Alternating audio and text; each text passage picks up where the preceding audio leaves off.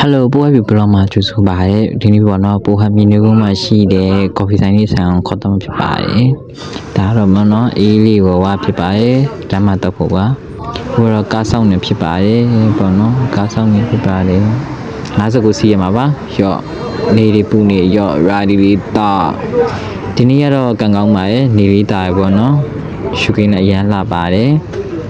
နော်ဦးနော်ကားဆောင်ကစိတ်မရှာပါဘူးအဲ59ကအရန်ကြပါတယ်ကျွန်တော်တို့ဘက်မှာပေါ့နော်တစ်စီးနှစ်စီးထုတ်တော်တော်လေးကိုကြားပါတယ်ဟောနောက်ဆုံးတော့ရောက်ရှိလာပါပြီရော့ကားပေါ်ရောက်သွားပြီဟေးအခုဆိုတော့ညီနေကုန်းရောက်ပါပြီပေါ့နော်အခုဆိုတော့အိုက်ကော်ဖီဆိုင်လေးသွားနေဖြစ်ပါတယ်ပေါ့နော်နော်ကော်ဖီဆိုင်လေးကိုရောက်တော့မှဖြစ်ပါတယ်ပေါ့နော်သွားနေပါတယ်ခင်ဗျာကော်ဖီဆိုင်လေးကိုသွားနေပါတယ်ရောက်ပါပြီမိပိုင်လေးဆိုရကော်ဖီဆိုင်ဖြစ်ပါတယ်ဒါကတော့ပထမထပ်လေးဖြစ်ပါတယ်စောက်လေးနေပေါ့နော်အရင်လည်းလှပါတယ်ခင်ဗျာစောက်လေးတွေပေါ့အဲ့မှာတော့ဘယ်လိုမရိုက်ခဲ့ပါဘူး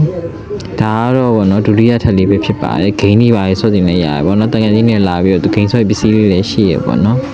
ဒါလေးကတော့တတိယထပ်လေးလည်းဖြစ်ပါတယ်ပန်းလေးနဲ့ပေါ့နော်မိန်းကလေးအကြိုက်ပေါ့ဒါတော့စတုဒ္ဒထပ်ဖြစ်ပါတယ်မြမောင်းညီမဟန်လေးနဲ့ပေါ့နော်ကြော့မှာကိုရောချောင်းနေပြီးရော့ဒီမှာ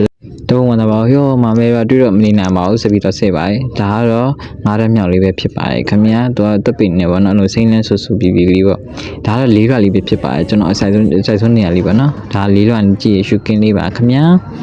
ပေါ့နော်အမှရှိပါတယ်ကျွန်တော်ပေါ့မီတီနဲ့ပေါ့ချော့ကက်ကလေးကိုမှာစားခဲ့ပါတယ်